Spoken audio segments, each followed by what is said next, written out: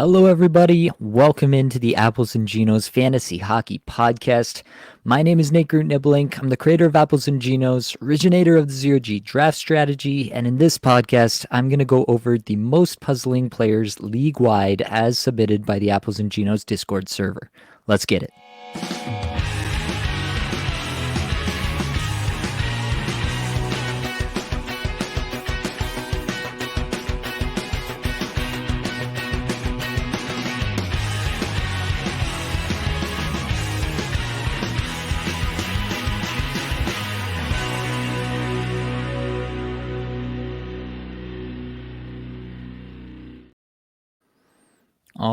All right. Welcome in, everybody. Welcome to everybody joining live on YouTube.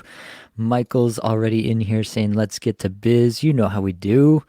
It's been an eventful night in the NHL already. I saw a pretty sweet little video of Brad Marchand taking a clapper straight to the spot where the sun don't shine. So it's just a terrific way to kick off another week of NHL hockey. I'm sure many will agree. But we've got a big slate today of players to talk about, puzzling players as submitted by the Apples and Genos Discord server. If you're not a member of the Apples and Genos Discord server, it's pretty simple. You just go to the show description wherever you're watching or listening to this content, and you click on the link and you're in. There's no payment required. Nothing is required of you. You can just join and get access to over 1,000 other fantasy hockey managers who are all talking about fantasy hockey and hockey in general all the time. So definitely join us in there. And you can also submit your players when I put out the call for these puzzling player live streams. With that said, I think we should jump right in. And obviously, we had to talk about Igor Zamula. Had a huge game yesterday, did Igor Zamula, but over the last 5, if you go back a little bit further, as I like to do to get a little bit of a sample size here, how they've been performing of late. He's got 2 goals, 2 assists, 4 points, averaging just under 15 and a half minutes. So obviously that's not ideal for a defenseman, even for a forward realistically, but the shots per 60, they're at 37th. Individual Corsi 4 per 60 at 12th. Individual scoring chances 4 per 60 at 21st. The on ice numbers are actually really solid for Zamula. 3rd in Corsi 4 per 60 and 7th in scoring chances 4 per 60. Now, the one way that this can be a little bit misleading is because Zamula's overall ice time is so low, it makes it really easy for him to have high ranking numbers because a much more significant chunk of that ice time is coming on the power play. And so obviously your power play numbers are going to look better than your even strength numbers. And so your overall numbers get inflated in this way. So take that a little bit with a grain of salt, just given how few minutes he's been getting in general, but it's hard to take away from him what he's been able to accomplish ever since getting promoted to that top power play unit. I will say, I mentioned it in the podcast yesterday if you didn't catch that one, but it was a weird unit. They ran out Cam York. I'll try to find it back, but they ran out Cam York and Igor Zamula, I believe, on the top power play. Owen Tippett was injured in the Saturday game and then held out for the Sunday game. So they're obviously just trying to put things back together. But yeah, it was Zamula and York on the top power play with Couturier, Konechny, Farabee. But they did lean on that as a true top unit. They got the vast majority of the ice time. So there is that. Overall, I'm struggling to be excited on Zamula. It's so hard to retain any kind of fantasy relevance while skating 15 minutes a night as a defenseman. So it's really tough for me to actually be excited about him. You know, you're probably just praying for a power play point any given night, and then if they don't get a power play point, then you're probably just like, what was I doing here with Zamula? Overall, he's hot right now. The underlying stats look good right now. They're not as good on the season. And I'm just kind of not sure that this isn't just the latest in a long list of defensemen that John Tortorella has just paraded through that top power play slot this season. So I'm pretty lukewarm on Zamula. I think you can roster him for now. I'm not going to say you can't, but I'm not actively looking to pick up Zamula or to roster him, and I haven't been excited about him really at any point. It's nice that he had the big game, but that may well be the only points he gets for the next 3 games or something like that. That wouldn't surprise me at all, just given the really low ice time. If the ice time starts to tick up, if he gets closer to 20 minutes a night and is still on the top power play, then that's when I'd start to be more interested in Zamula.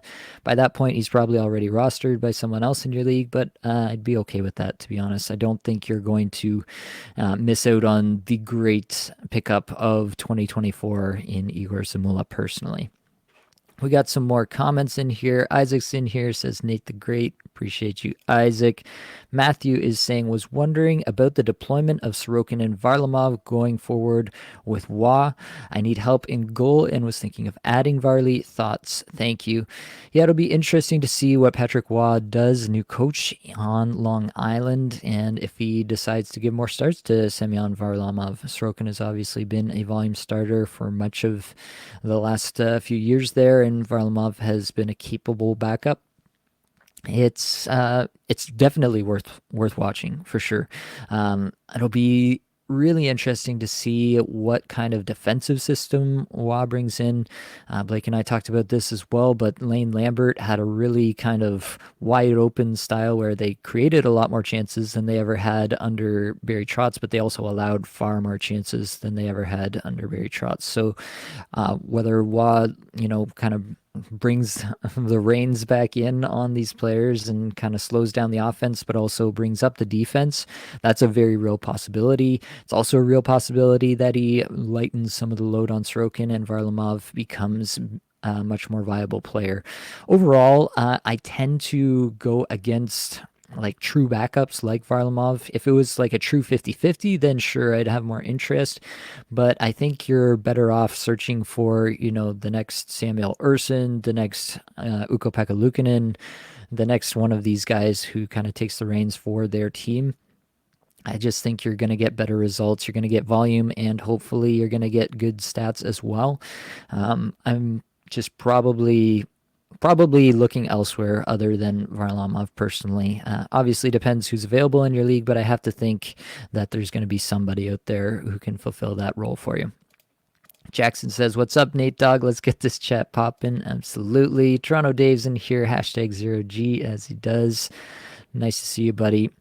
And FF Tyler O with the classic. Thoughts on Pavel Bure this season? I think it might be tough for him to score this season, to be honest with you. It's going to be tough. How old is Pavel Bure now? He's got to be, he played in the 90s. He's got to be in his 50s, no?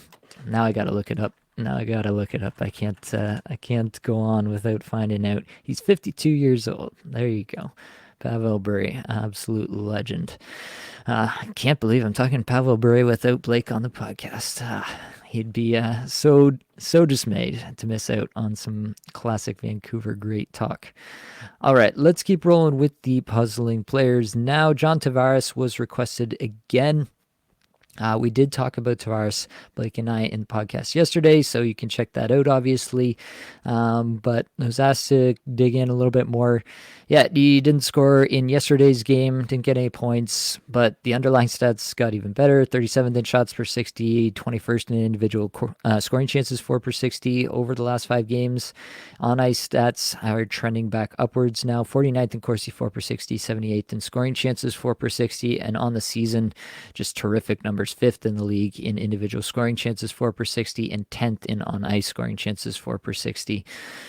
It's really just a tale of a 7.4% shooting percentage, 10.5% on ice shooting percentage. Those are going to come up. Even the 57% IPP should be higher. Quite honestly, I think Tavares is most likely to rebound. I am not unconvinced that there's not some sort of underlying issue going on with Tavares, but if this is him playing with an underlying issue and he can still be 21st in the league in individual scoring chances 4 per 60 over the last 5 games while doing that, while being somewhat injured, if that is the case, then I think you're probably pretty happy with that. Those pucks are going to go in eventually. He's just in a cold streak right now. I'm not concerned really about John Tavares. unless there's some situation where there is something underlying that we obviously don't know anything about really, and that it starts to like become more of a problem rather than get better over time. With the All-Star break upcoming, I think it's actually probably a pretty good time to go in on Tavares and try to get him, and then maybe get some rest here over the All-Star break, and he can get back to work once the Leafs come back from that All-Star break. All right, Artturi Lehkonen and Valeri Nichushkin. We'll lump these two together, obviously. So Nichushkin taking some time away from hockey, entering the player assistance program, and Lehkonen appears to be set to return for the Colorado Avalanche's first game this week, which is on Wednesday. And it'll be interesting to see where Lehkonen slots into the lineup. I'm sure it'll be in the top six. Less sure about top power play. Power play's been fine with Drouin and Colton up there in the last few games, so they may elect to bring Lehkonen on a little bit more slowly. But overall, like Colorado, Jared Bednar, they play the absolute crap out of their top players. And I do believe that whether it takes 1 game, 3 games, right from the start, whatever the case may be, within a short order, Lehkonen will be playing 20 plus minutes a night for basically as long as Nichushkin is out. As far as Nichushkin goes, I think if you can stash him on your IR Plus or whatever you have, and you can leave him there, then definitely it's somebody that you got to hang on to. If it's a situation where you're using an actual roster spot to hang on to Nichushkin, and he's, maybe you have a bunch of other players on IR. Maybe you have like Jack Hughes on IR or something like that. You only have one IR spot in Valeri Nichushkin. You can't fit him on IR, and now you're wondering what to do. Do I drop him? Do I hang on? That would probably depend on how you're doing in your league a little bit. If you're crushing right now, if you're 14-0 right now, then you probably don't need to make that move, right? You don't need to drop Nichushkin because you can afford to lose a week or lose a couple weeks and see where this thing goes.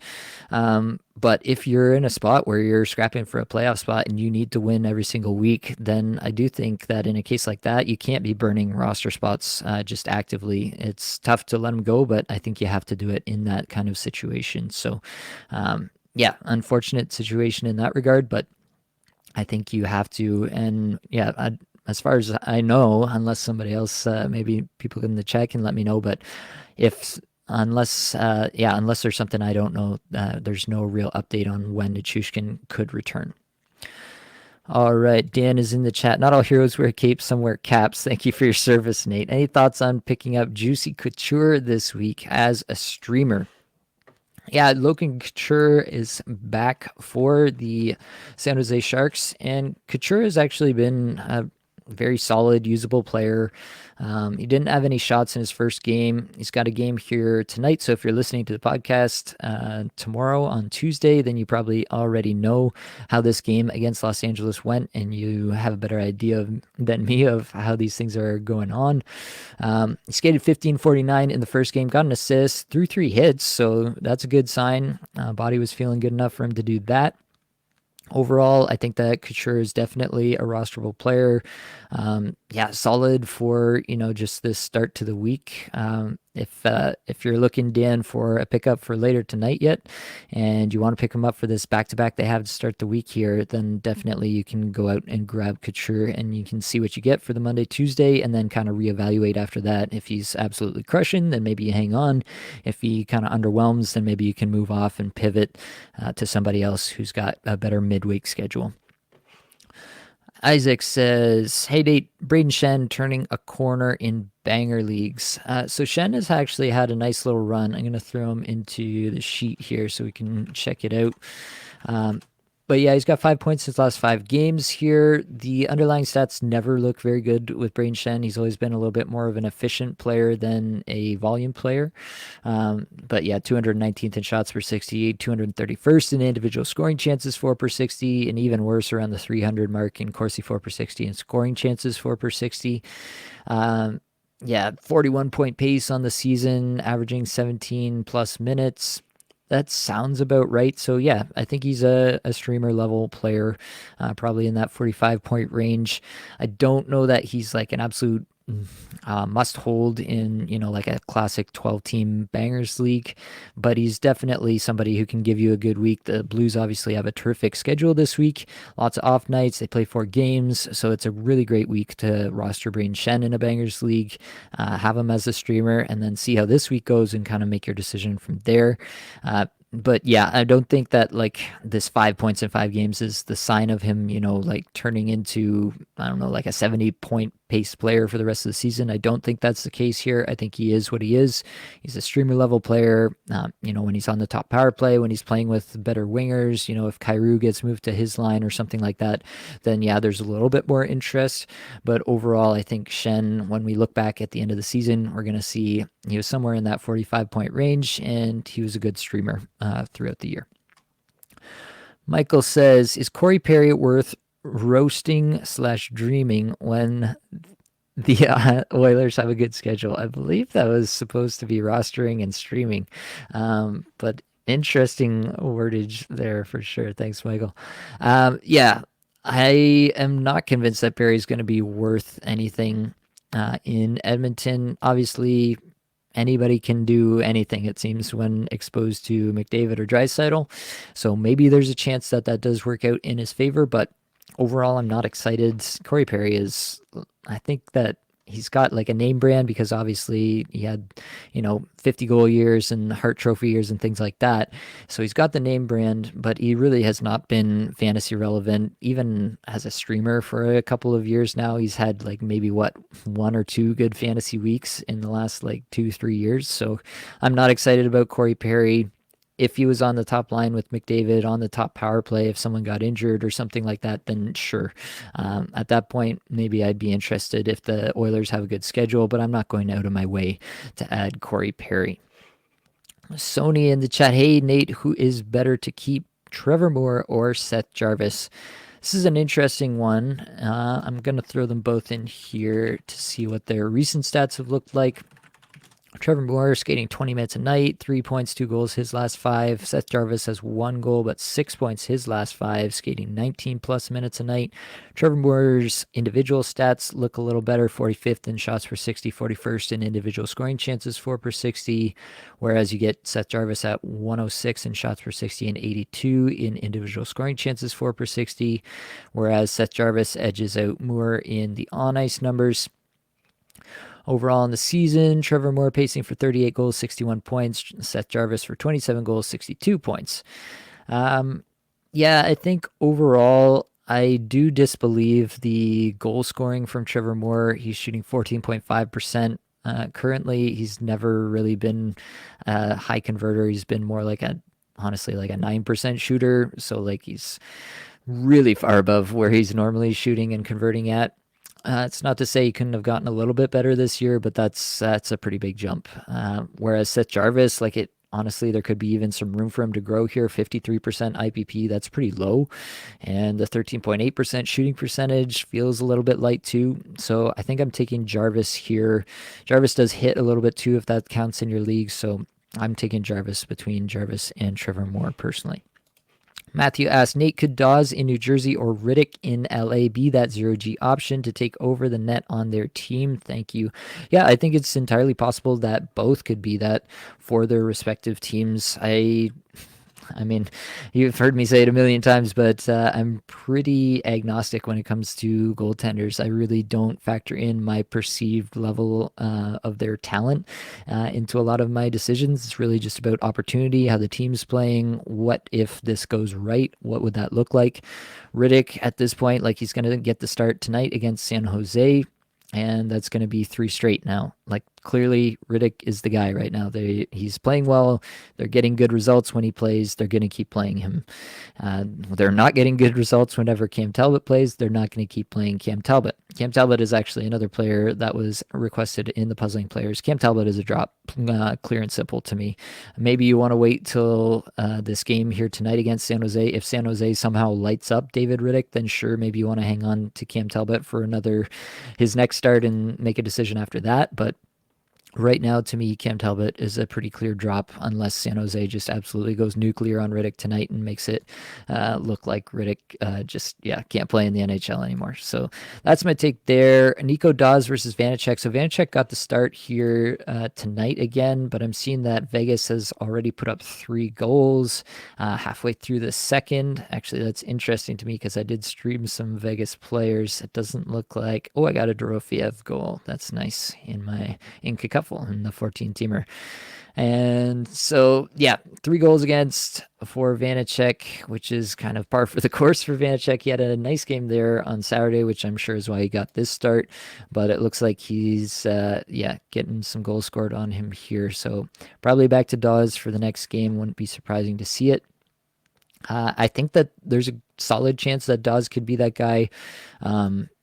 Between the two, Riddick and Dawes, I don't really have a clear favorite.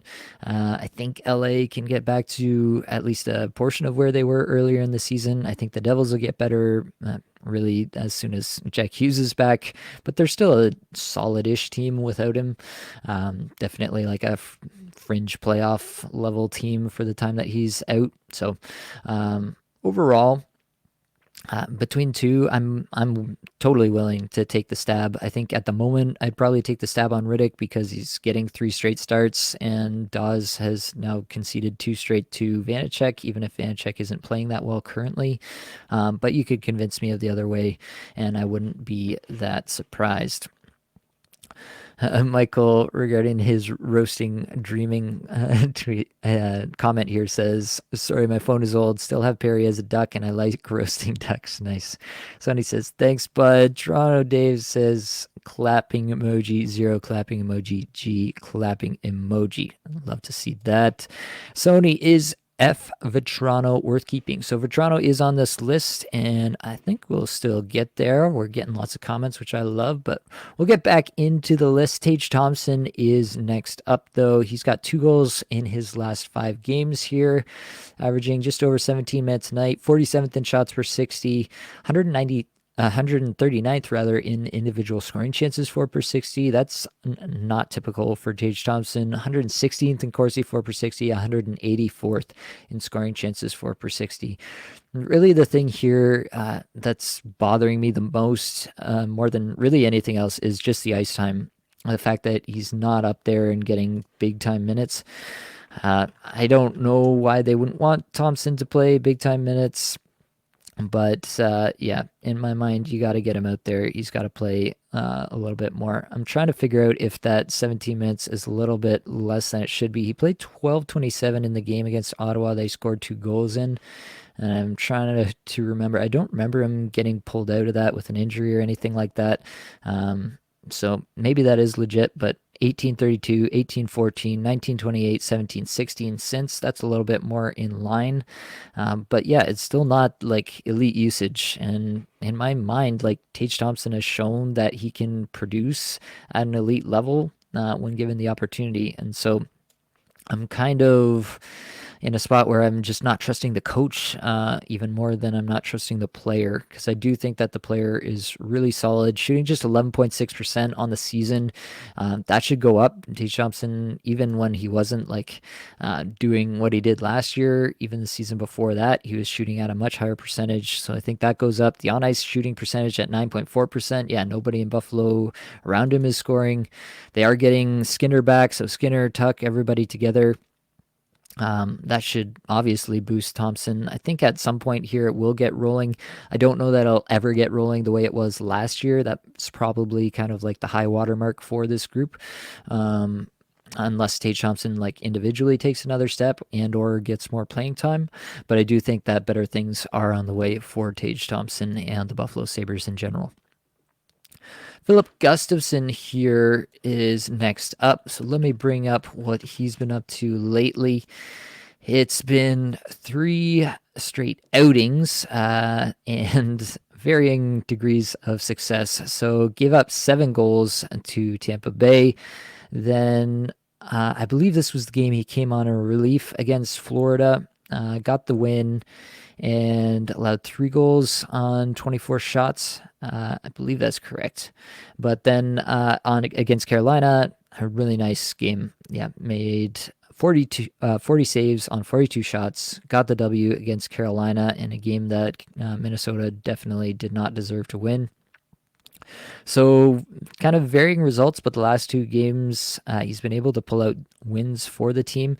Minnesota, as a team, does seem to be struggling a little bit to find some identity. I know the results have been good in terms of winning the last couple of games, but yeah, just kind of some inconsistent play, it seems like, under the hood at the very least. So it'll be interesting to see what they do this week. It's not a very terrifying week. They got Washington, Nashville, and Anaheim.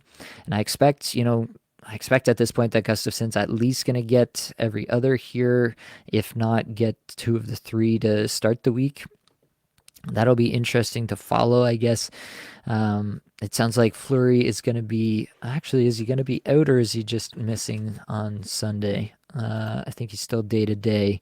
Could return sometime this week, but will not be available Sunday, was the latest update that we had there. Yeah, so I think there's a good chance that Gustafsson at least gets 2 of 3 this week, and this should be kind of a litmus test week to see what Gustafsson can do. He's had some very low lows and some very high highs this season already, and I think that it's still a goaltender that we should be interested in given what he was able to do last year. But I can't say that I'm like all invested in Gustafsson. If he has a bad week this week, if things start to trend away, if he starts to be more of a 50-50 goaltender alongside Fleury, and Minnesota seems to be falling back as more of a outside the playoff race kind of team, if that's the way things trend, then I have no problem dropping Filip Gustafsson. I'll go out and I'll find somebody else. That's how we do with 0G for sure. Let's keep rolling. Let's talk about Nikolai Ehlers. He's got 2 goals, 3 points in his last 5. I believe I saw he had a point in the game today, if I'm not mistaken. He had an assist on Nemesnikov's goal in the first period, so he's already got a point in this one so far. Yeah, I mean, 13th in shots per 60, 3rd in individual shot attempts per 60 over the last 5 games here. On-ice numbers pretty good too. 28th in Corsi, 4 per 60. 45th in scoring chances, 4 per 60. Really the only problem with Ehlers, it's the same old story, is that he's always the first guy to get demoted.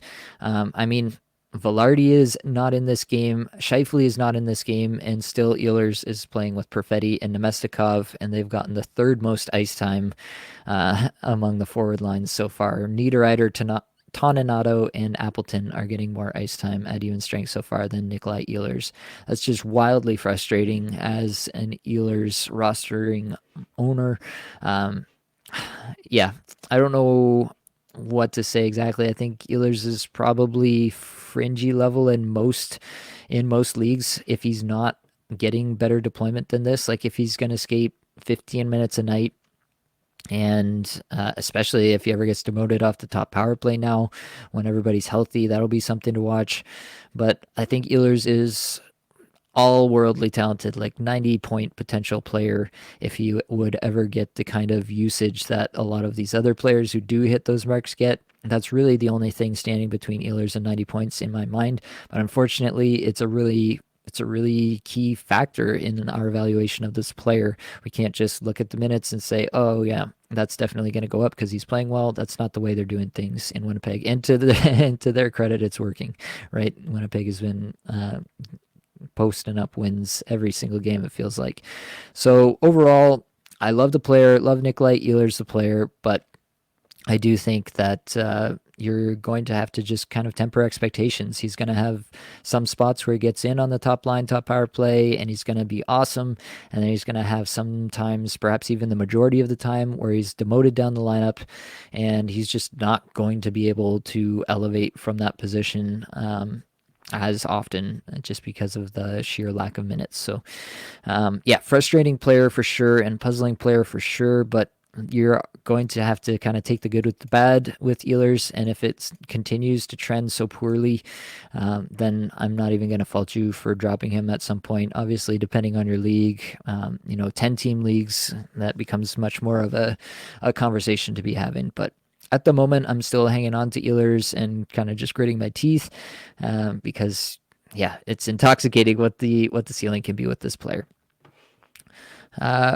Richard asks, just went all in this year in my keeper Catsley, gave Fiala and a first for Stutzla and a seventh, and sent Montour and a second for Bouchard and a 14th. Did I give up too much? We get 3 keepers, so a first is essentially a fourth. Fiala and a first for Stutzla and a seventh. That does feel a little bit rich to me. I feel like there's not a huge gap between Fiala and Stutzla. It's a gap. It's a real gap, but I don't know if it's enough to constitute giving away the first. I'd probably be looking for a better player with that. Sent Montour in a second for Bouchard and a 14th. That one I'm more okay with just because Bouchard feels totally locked in with Edmonton there right now. And Montour, as much as I do think he is going to bounce back, yeah, you're trying to win. So Bouchard is doing it right now and Montour's not. So I'm more okay with that, but still it does feel like a little bit of an overpay. But you got to go get your guys sometimes. So let me know how that goes this year. I'll be interested to see how those trades work out. We can revisit that later on, Richard. Matthew says Vanacek already gave up 4 halfway into the game versus Vegas. He couldn't stop a beach ball now. Let's go see. Let's go see who he gave up the goal to. I'm just rooting for my guys basically live on the podcast. That's what's happening right now. It was Chandler Stevenson. All right. And Alec Martinez got an assist. That is somebody who I picked up for this week. So Chandler Stevenson, goal and an assist. That's an interesting start for him. It just seems like one of those players who, whenever he's given the opportunity to go up the lineup, he does actually somehow produce, even though the underlying stats never seem to be in his favor. A little bit in that Nick Suzuki, Casey Middlestat mold is Chandler Stevenson. All right, let's keep rolling. Drake Batherson next up, 2 goals, 4 points in his last 5 here, averaging about 18 minutes a night.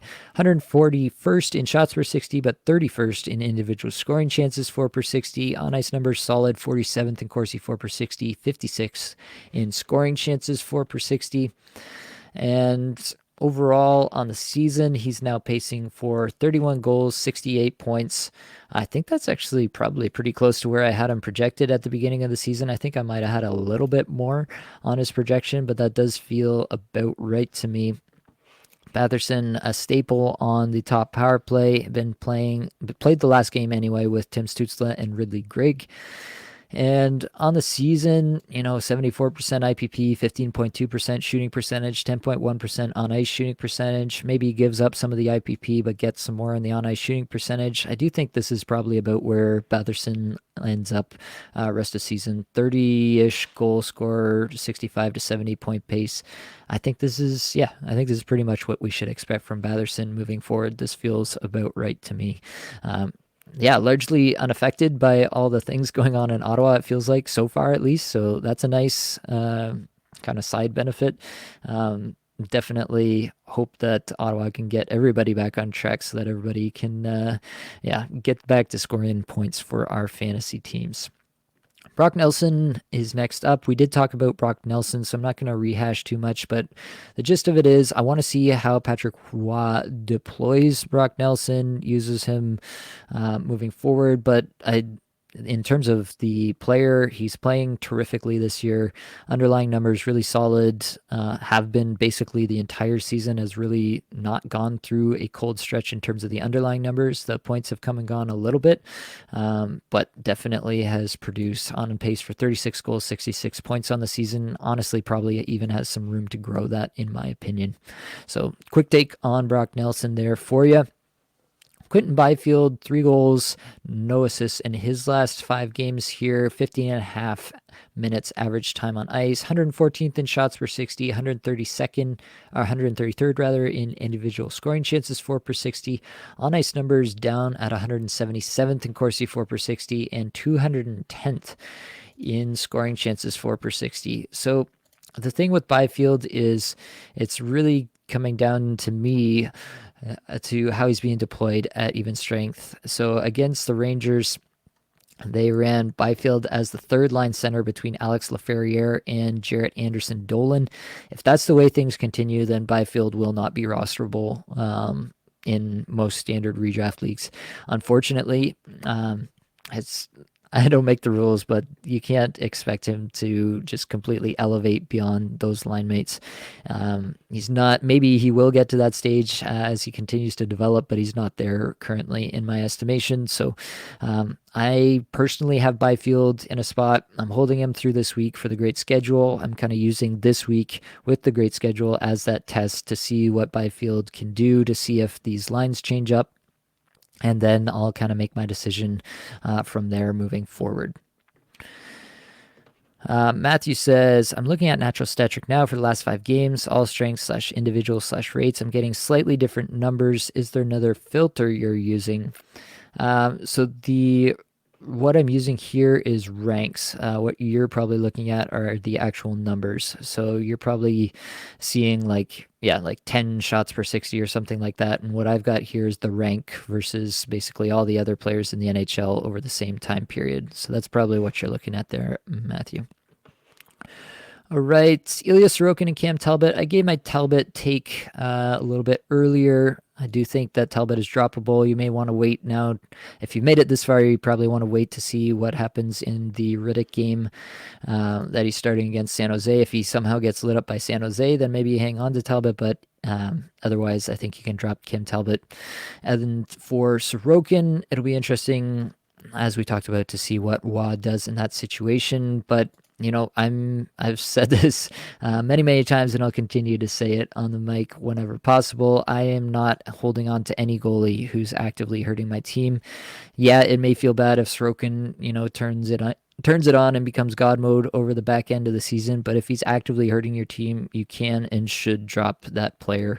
I do not think that just the replaceability of goaltenders, like with the David Riddick, what you could have gotten from him over the last little bit, what you could have gotten from Ukko-Pekka Luukkonen over the last little bit, there's no reason to be hanging on to goaltenders who are just actively destroying your fantasy teams. So if that's the case for you, not even specifically about Sorokin, right?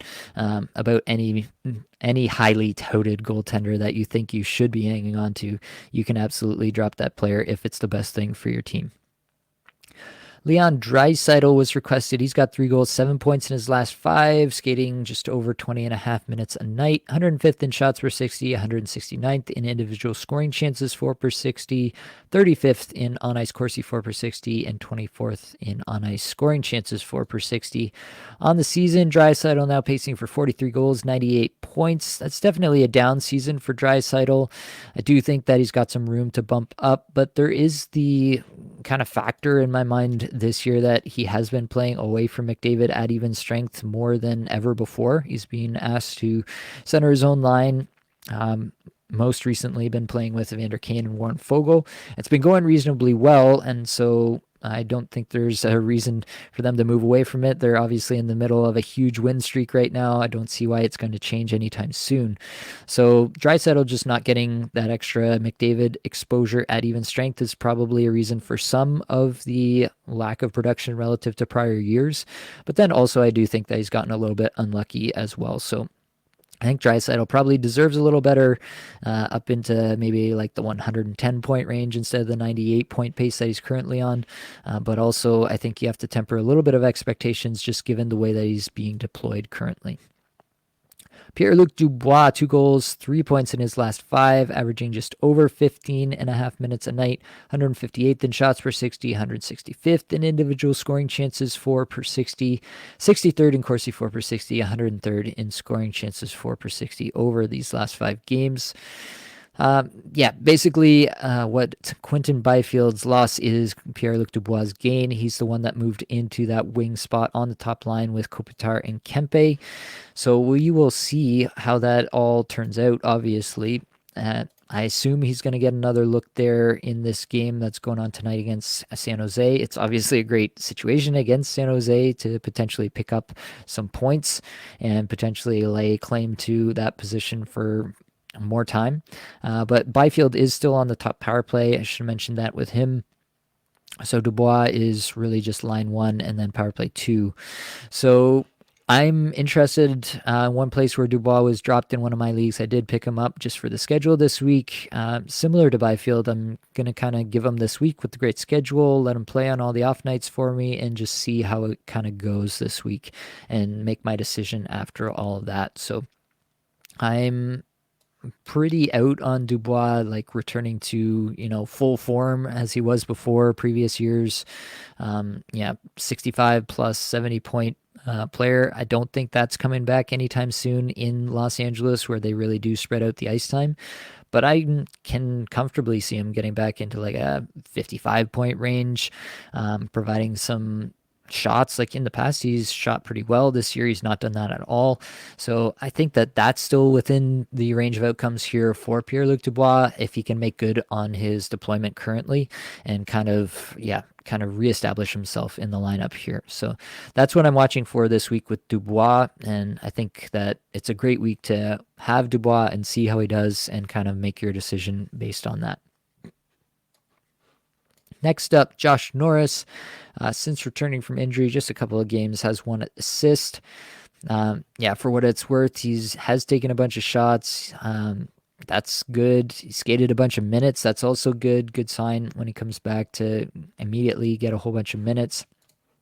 Overall, I think I'm kind of right in line with where I was. I think Norris can and should be a 30-goal, 60-ish point player when all is said and done. He was playing with Giroux and Tkachuk on the top line.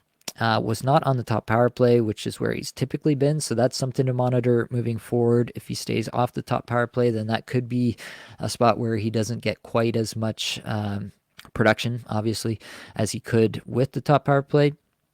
But again, they could move things around pretty quickly there. It's still a really good sign that he was on the top line and getting tons and tons of ice time, regardless of being off the top power play unit. Overall, I'm still interested in Norris. I think he's a good player, and I think he's somebody that I'm watching very closely if he's not already rostered. And I'm happy to roster him when the Senators have a good schedule and to continue to monitor him moving forward. If he starts to move down the lineup, if he starts to, I don't know, maybe Ridley Gregg outplays him at some point and he gets pushed down to the third line and is playing with less desirable line mates, then sure, there's a scenario in which Josh Norris is no longer interesting to me. But playing these kind of minutes, playing up the lineup, playing top line at even strength, you got to be in on Josh Norris. Max Pacioretty, next up, 3 assists in his last 5 here, averaging over 16 minutes a night. That's good stuff. 75th in shots per 60, 89th in individual scoring chances, 4 per 60, 75th in Corsi, 4 per 60, all the way up at 30th in on-ice scoring chances, 4 per 60 over the last 5 games is Max Pacioretty.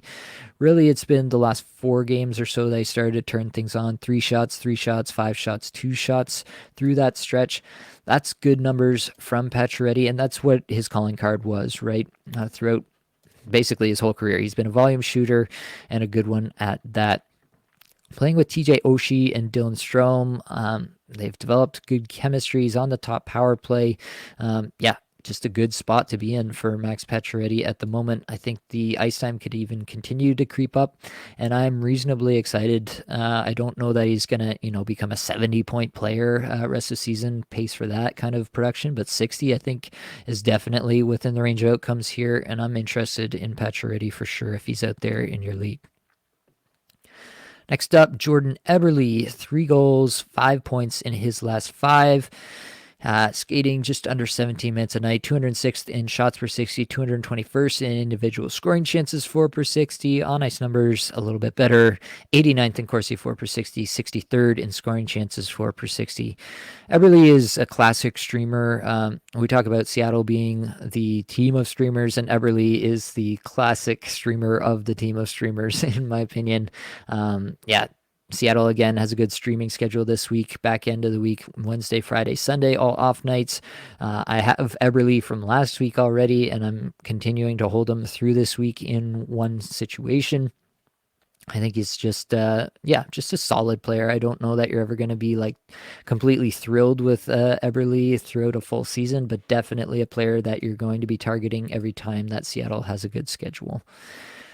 All right, Matthew is asking, Time permitting, would you comment on what level of player would be fair to trade away in order to acquire Jacob Markstrom? Quite honestly, I'm not looking to acquire goaltenders in a trade most often. I just think that you're probably like I said about some of the other goaltenders, right? Like think about what you could have had with Riddick. Think about what you could have had with Luukkonen.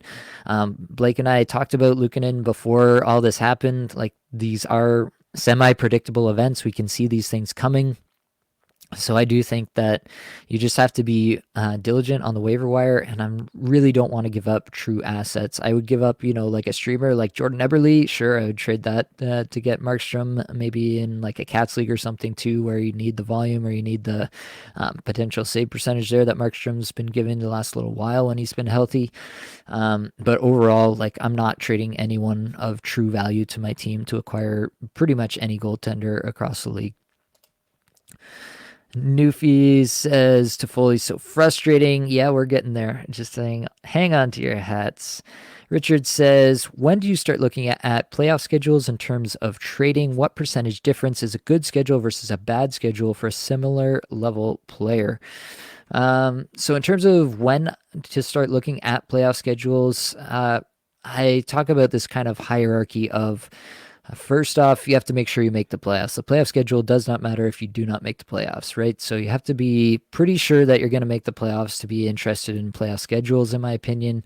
And then what's more important to me than playoff schedules is getting a bye. If your league has a bye for the top team or the top two teams where they don't have to play in the first week of the playoffs, that is such a massive, massive advantage if you can get a bye. So I would be doing everything I can to get a bye, and that would be my priority over looking at a playoff schedule.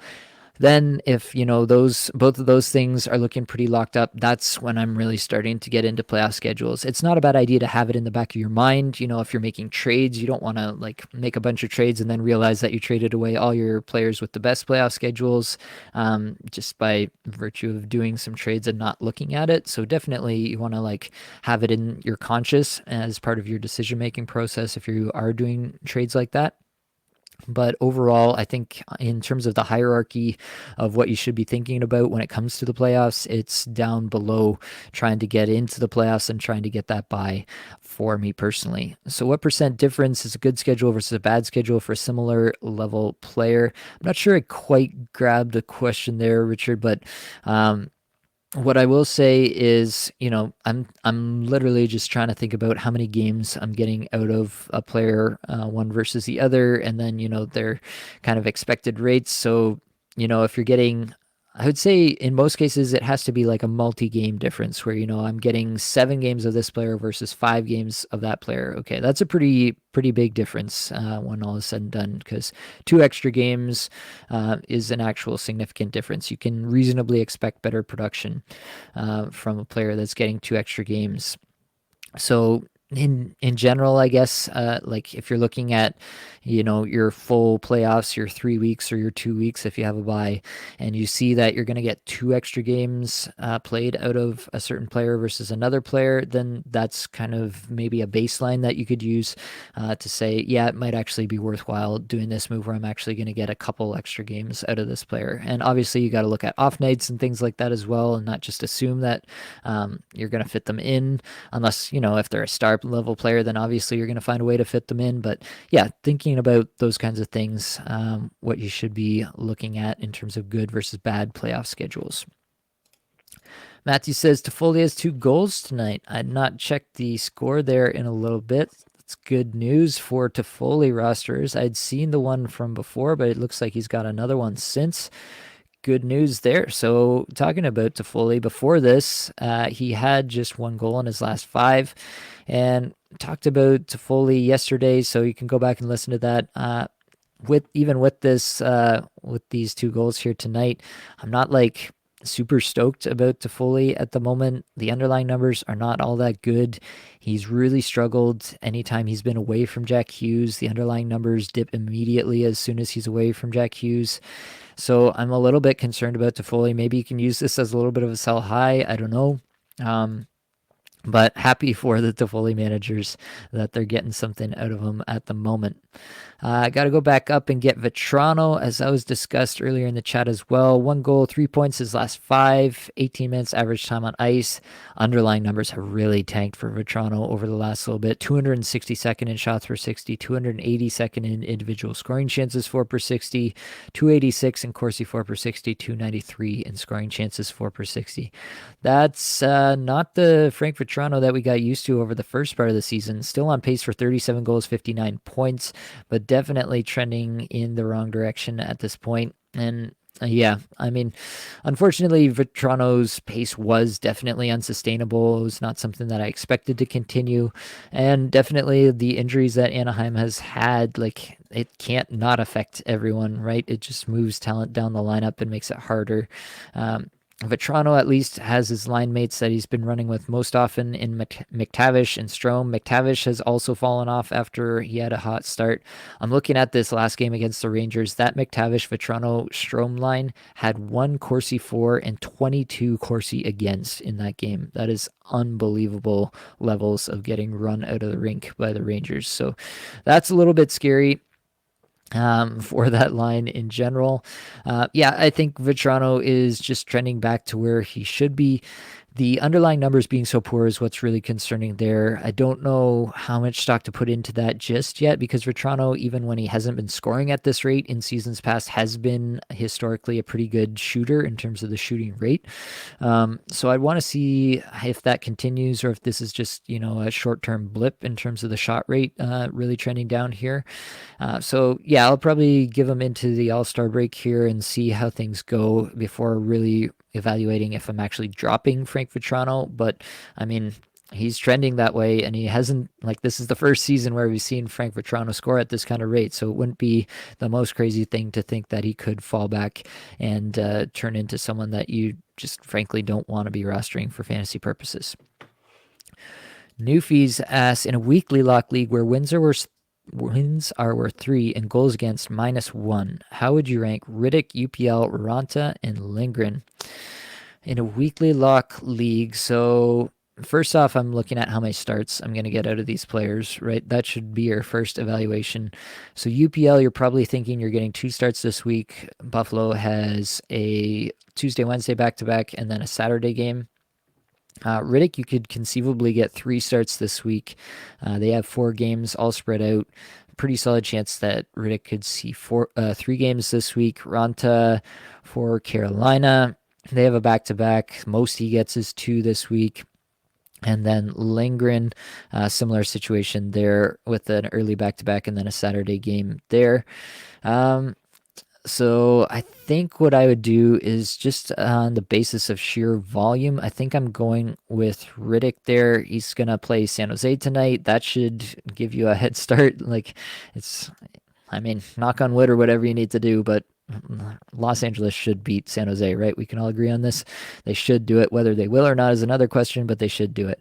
Then they got Buffalo, Colorado, St. Louis. I think he probably finds another win there, somewhere in there. So I think I'm going Rittich in that situation just because of the 4-game schedule this week.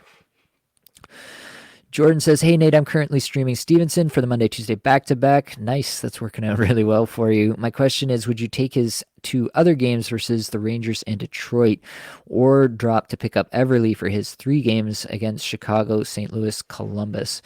That's a good question.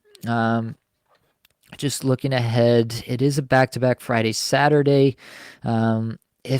So this is where your individual team and all that starts to interplay. So if Chandler Stevenson is bumping somebody else who's a really solid player out of your lineup for the Saturday, then realistically you're getting +2 games played for swapping him out for Eberle, right? Because you can use the other player to get the Saturday game that you would get from Stevenson, and then you're also getting a Wednesday and a Sunday start from Eberle that you would not have gotten eitherwise.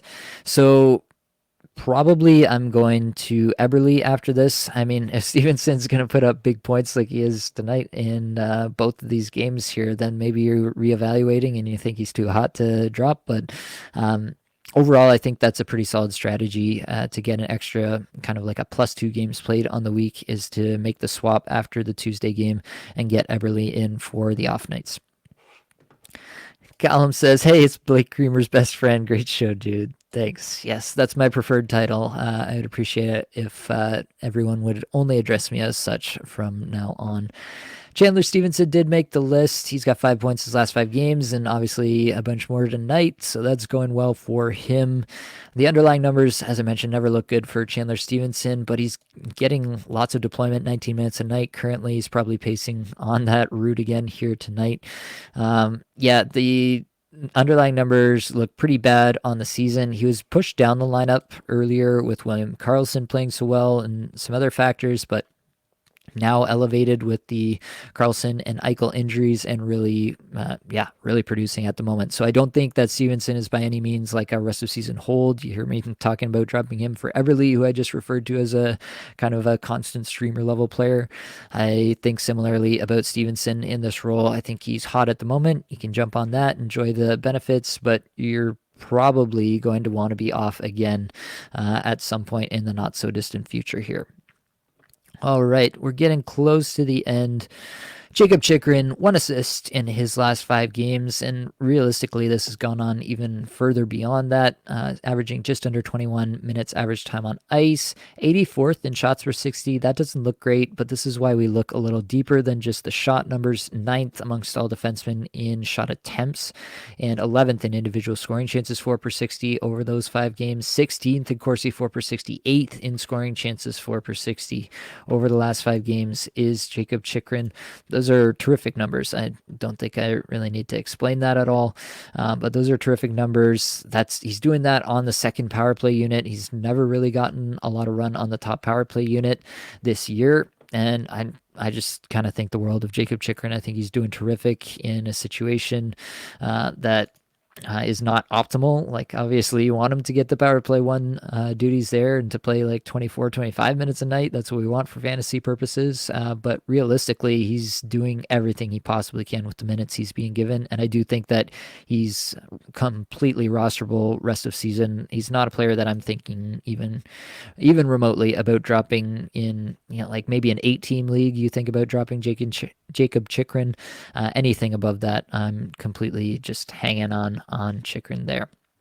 And then I had a last question here in the Discord server that I'll get to tonight. Steven Stamkos and Tampa Bay next year. So it's an interesting question because Stamkos, his contract is up, I believe. I was trying to look this up before. So yeah, this is the last year of his current contract. I mean, this is a team that just gave 8-year contracts to guys like Erik Cernak. I have to believe that they're going to find a way to get Stamkos back for next year. I do think that it's quite possible that Stamkos is slowing down just a little bit at this point in his career.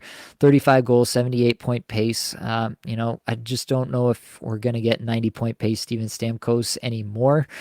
And that's fine, right? Like, he's going to turn 34 here in a few weeks. And he's given us plenty of fantasy production over the course of his career, but we need to be a little bit realistic about what we should be expecting from Stamkos. This is the Kucherov show in Tampa right now, and Stamkos is a little bit more of a passenger player than a play driver now in that regard. So Stamkos, I do think I'll probably project him for somewhere around this pace once again next year, but it's a case where it does seem like we've already seen the top of the hill and we're on the backswing now. So that's my take on Stamkos. Tampa Bay in general, I think they're going to have these core players who are terrific, and they're going to have a massive fall off after that. And none of those players are going to be rosterable. So I think it's really going to be a situation where they've committed to their top players. Whether their top players are good enough kind of on their own to get them into the playoffs is going to be the question. And I think that realistically, you're just going to be rostering the top end players, the Kucherovs, the Points, the Stamkos, the Hedman, the Sergachev, probably the Hagel, and that's probably going to be it in a lot of cases from Tampa in years moving forward. Random Review says, show some love to Josh Manson. Yeah, it's hard to deny Josh Manson, what he's been up to as of late. He's got, what is it? 4 assists his last 5 games. Underlying numbers are not terrible, I guess, but definitely not a player that you're into in points leagues anyway. Josh Manson does throw the body around a bit, so it does do that for your Bangers Cats. But yeah, benefiting obviously from playing in Colorado alongside some terrific players there.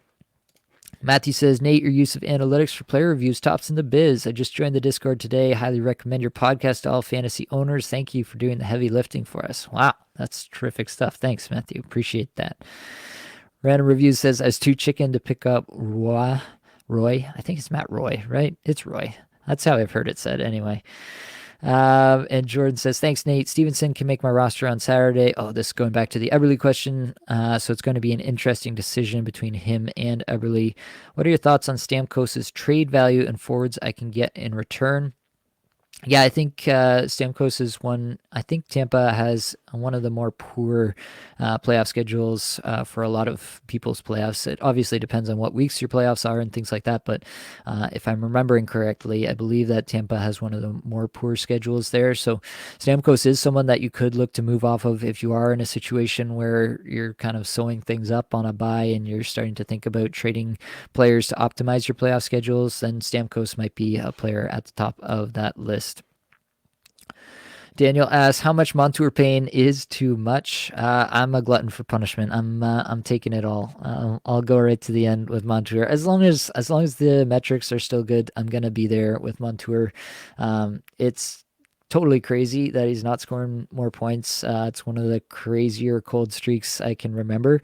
But it is just that. It's a cold streak. We saw it happen with Matthew Tkachuk. How can he be performing so poorly? His underlying metrics all look fine, and then all of a sudden the dam breaks and Tkachuk is scoring tons and tons of points again. I think the same will happen for Montour shortly.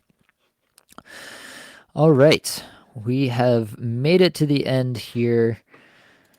I think that's going to be all we've got for this episode. Hopefully it brought you some value, helped you get a little bit better at fantasy hockey today. All the advanced stats you heard today came from Natural Stat Trick, which is a terrific free resource. Many thanks to the band They're There for supplying the music for the podcast, and be sure to check out their Spotify as well.